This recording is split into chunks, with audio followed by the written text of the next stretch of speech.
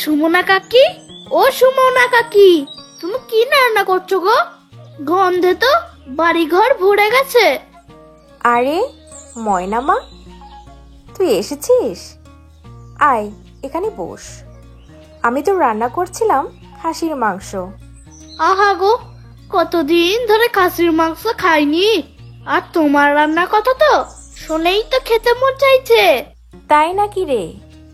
খেতে মন চাইলে খা, কোনো সমস্যা নেই তো। না গো কাকিমা, আমি এই মাত্র ভাত খেয়ে এসেছি। এখন তো এমনি এমনি তোমার সাথে দুষ্টুমি করছিলাম। আরে তাতে কি হয়েছে? আমার সাথে অল্প করে একটু খা না, কিছুই হবে না। আচ্ছা যা, আমি তোকে খাইয়ে দিচ্ছি।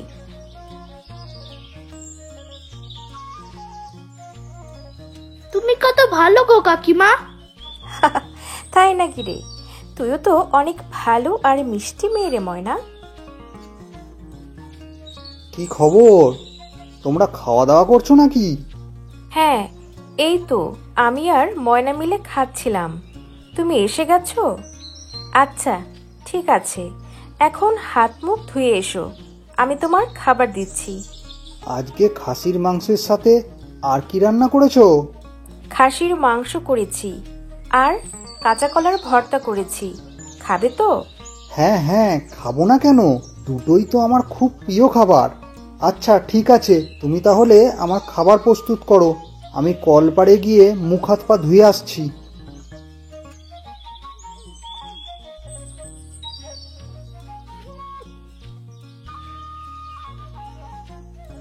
আরে সুমনা বৌদি, কেমন আছো তুমি?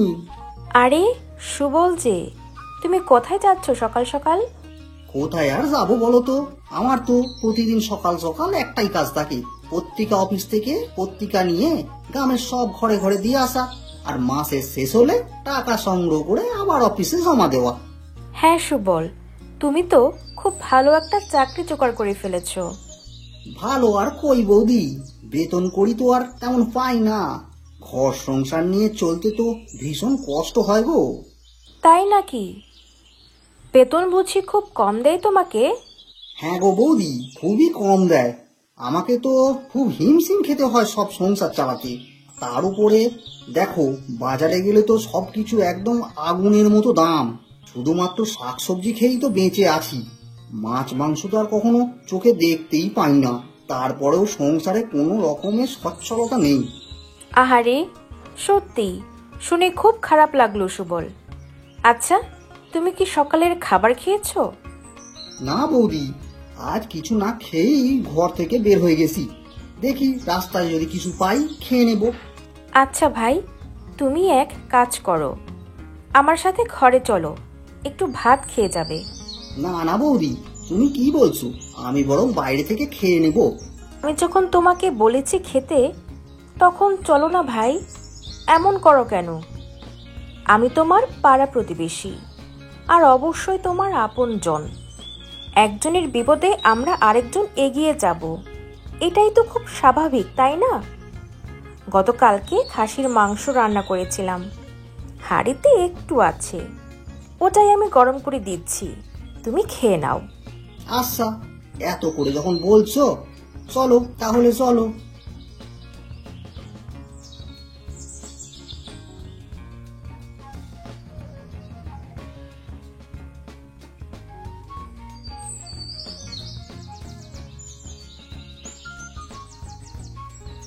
কি গো, খাসির মাংস আজ কত করে বিক্রি করছো?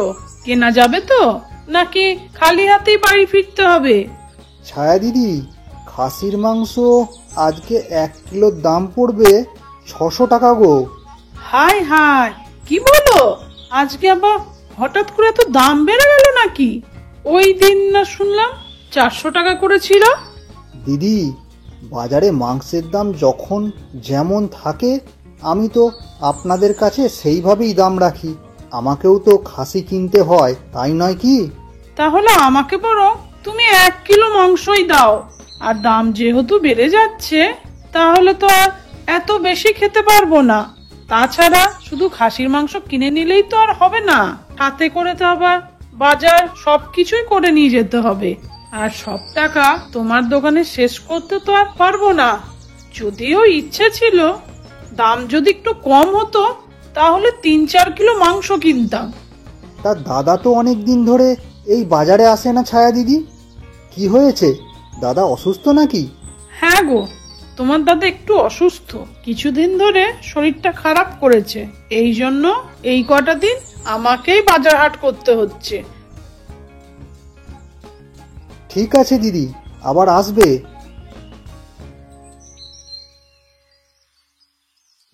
বৌদি, তোমাকে কি কোনো সাহায্য করতে হবে? সাহায্য লাগবে বলো কিন্তু। তোকে কোনো কিছু করতে হবে না, তুই পাশে বসে শুধু গল্প কর, তাহলেই হবে। আচ্ছা বৌদি, তুমি এত ভালো কেন বলো তো? আমার দাদা কপাল করে তোমার মতো একটা বউ পেয়েছিল বটে। তাই নাকি রে? আমি বুঝি খুব ভালো। আচ্ছা, তোর যখন বিয়ে হয়ে যাবে তখন শ্বশুর বাড়িতে গিয়ে আমাদেরকে ভুলে যাবি নাকি? হঠাৎ করে এই কথা বলছো কেন বৌদি? আমি তোমাকে ভুলে যাব কেন গো? তুই যদি আমাদেরকে ভুলে যাস তাহলে তো আর বাবার বাড়িতে আসবি না। তাহলে আমি একা একা সারাদিন কিভাবে থাকবো বলতো? তোর দাদা সারা দিন রাত তো শুধু মাংসের ব্যবসা নিয়ে আছে। এখন তুই আমার সাথে আছিস বলে আমার সময়টা ভালো মতোই কেটে যাচ্ছে।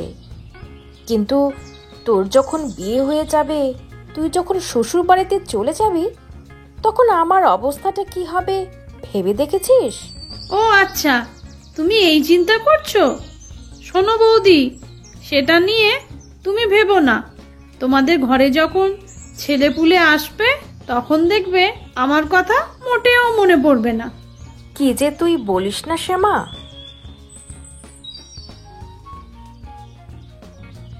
কি গো সুমনা দিদি, তুমি পুকুর পাড়ে কাপড় ধুচ্ছ আর আমি তো তোমাদের বাড়িতে গেছিলাম তোমাকে খুঁজতে, তারপর না পেয়ে এই পুকুর ঘাটে আসলাম। আরে কণা, তুমি আমার কাছে কেন গিয়েছিলে? কোনো দরকার আছে বুঝি? হ্যাঁ গো, একটু দরকার ছিল আমার। আমি এইমাত্র রান্না শুরু করবার জন্য রান্নাঘরে গিয়ে দেখি নুন আর লঙ্কা নেই। তুমি কি আমাকে একটু ধার দেবে? আমি 2-1 দিনের মধ্যে আমি তোমাকে দিয়ে যাব। ও, এই কথা। আচ্ছা, এইটা তো কোনো ব্যাপার না, আমি তোমাকে দিচ্ছি। তবে হ্যাঁ, এইসব আবার আমাকে ফেরত দিতে হবে না। তাই নাকি দিদি? আহারে, আমার দিদিটা কত ভালো গো। আচ্ছা সুমনা দিদি, তোমার বাড়িতে গিয়ে কি সুন্দর মাংসের গন্ধ পেয়েছিলাম গো। কি রান্না করেছো গো তুমি? কিসের মাংস? ও, সেটা তো খাসির মাংস রান্না করেছিলাম। শ্যামা কয়েকদিন যাবৎ বলছিল খাসির মাংস ভাজা খাবে, তাই বেশি করে পেঁয়াজ, মরিচ আর মশলা দিয়ে ওর জন্য ভাজা ভাজা করে রান্না করেছিলাম। ও তাই বলো? সুগন্ধ পেয়েই বুঝতে পেরেছি মাংসটা দারুণ খেতে হবে। ঠিক আছে, চলো আমার বাড়িতে, তোমাকে মাংস দিয়ে ভাত খাইয়ে দিচ্ছি। কি যে বলো না বৌদি তুমি। আরে আমি তো কথার কথা বলেছি, তুমি কি মজাও কি বুঝতে পারো না নাকি? দুষ্টুমি করেছো তাতে কি হয়েছে? এখন তো দুপুর হয়ে গেছে, আমার সাথে তুমি না হয় একবেলা ভাত খেলেই, তাতে আর এমন কি হবে? আচ্ছা ঠিক আছে, তা চলো।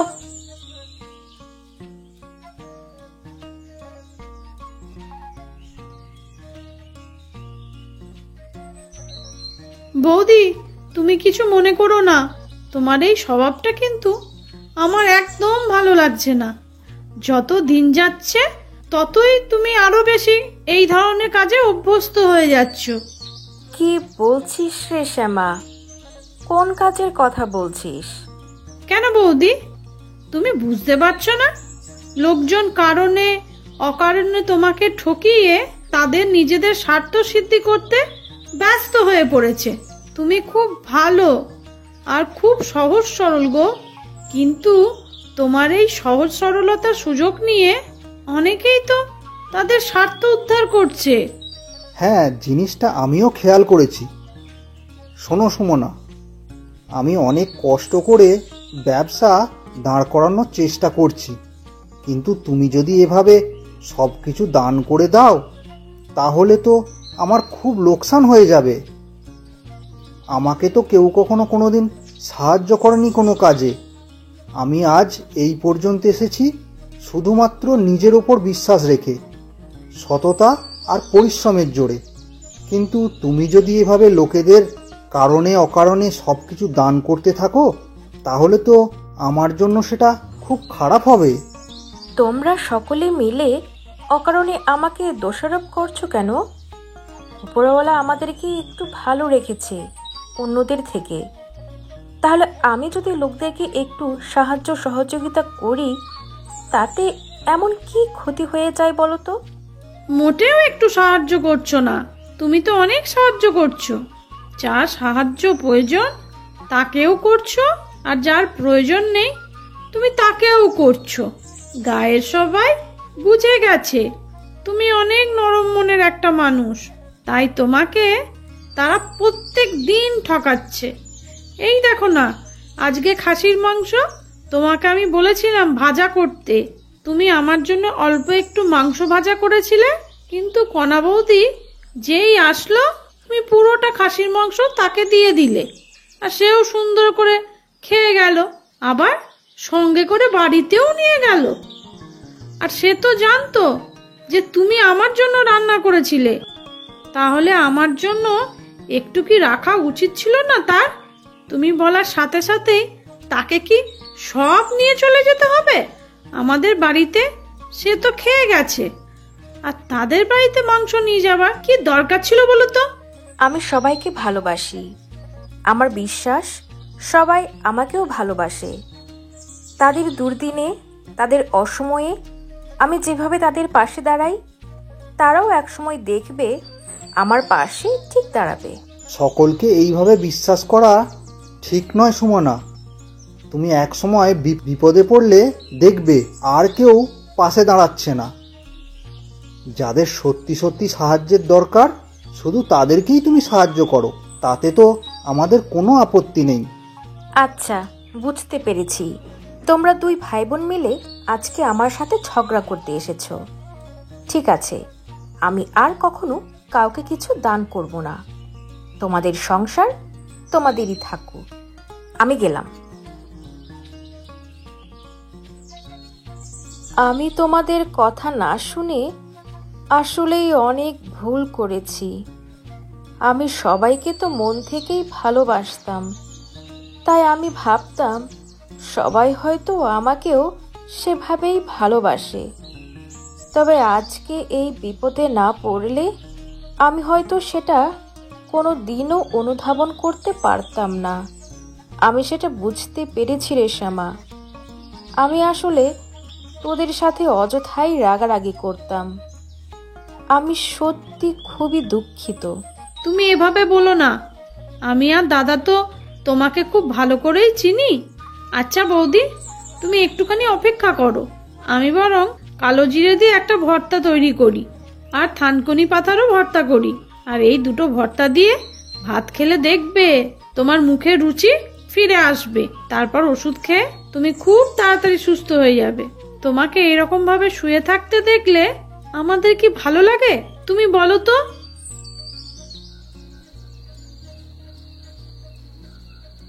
ইস, কাঁচা মরিচটা খুব ঝাল, কি বলো তুমি? হ্যাঁ গো, তুমি ঠিক কথাই বলেছ। মরিচটা আসলেই খুব ঝাল। এটা মনে হয় ধানি মরিচ, তাই এমন ঝাল। হ্যাঁ, এটা ধানিয়া মরিচই হবে। দেখতেও তো একদম ছোট, কিন্তু খুব ঝাল। তা তোমার ননদ কোথায় গেছে? সন্ধ্যা নেমে গেছে, তার উপর আকাশে বিদ্যুৎ চমকাচ্ছে। মনে হচ্ছে খুব ঝড় বৃষ্টি হবে আজ। হ্যাঁ, সে তো আমাকে বলে গেছে পাশের বাড়িতে ওই কণিকাদের ওখানে গেছে, কি নাকি একটা দরকার আছে, এক্ষুনি এসে পড়বে। তুমি অত ভেবো না। আকাশে তো অনেক মেঘ করেছে, এখন তো বৃষ্টি বাদলার দিন, তাই যে কোনো সময় দেখবে একদম ঝড় তুফান চলে আসবে। এই কারণেই ভাবছিলাম। হাও মাও খাও, সুমনা আর কমলের গন্ধ পাও, আমাকে না দিয়ে তোমরা চিংড়ি ও কাঁচা লঙ্কা চিবিয়ে খাচ্ছ, তাই না? দাঁড়াও, তোমাদের দুটোকে আজকে মজা দেখাচ্ছি আমি। ও মা গো, বাবা গো, কে কোথায় আছো গো? আমাকে বাঁচাও, ভূত আসলো কোথা থেকে, আমাকে খেয়ে ফেলবে গো। আরে সুমনা, এত চিৎকার করছো কেন? আমি তো আছি। তুমি তো আছো, কিন্তু এই পেতনির হাত থেকে তুমি তো আমাকে বাঁচাতে পারবে না। ওই যে শুনলে না, পেতনি বলল আমাদের দুইজনকেই চিবিয়ে খেয়ে ফেলবে। হ্যাঁ বললেই হলো নাকি? আমার সামনে দিয়ে তোমাকে কিভাবে খায় সেটা আমি দেখব। এই পেতনি শোন, যেখান থেকে তুই এসেছিস সেখানেই চলে যা। যদি নিজের ভালো চাস, নিজের প্রাণ বাঁচাতে চাস, তাহলে এখানে দাঁড়িয়ে থাকিস না, বুঝলি? কেউ আমাকে কিচ্ছু করতে পারবে না। আমার কিছু হবার আগে আমি তোমাদের দুজনকে চিবিয়ে খাবো। ও মা গো, কি করব এখন? এই, তুমি বরং পাশের বাড়িতে যাও, গিয়ে সবাইকে ডেকে নিয়ে আসো। বলো ভূত আর পেতনি আমাদেরকে খেয়ে ফেলবে। ওরে দুষ্টু মেয়ে, এটা কি তুই ছিলি? আমরা তো ভেবেছিলাম সত্যি সত্যি হয়তো পেতনি এসেছে রে। তোমরা যে এত ভিতুর ডিম সেটা তো আগে জানতাম না দাদা বৌদি। আমি তোমাদের সাথে একটু মজা করতে চেয়েছিলাম, কিন্তু তোমরা তো দেখছি সত্যি সত্যি তো খুব বেশি ভয় পেয়ে গেছো গো। ওরে বাঁদর মেয়ে, আজকে তোর একদিন কি আমার একদিন। দাঁড়া তুই।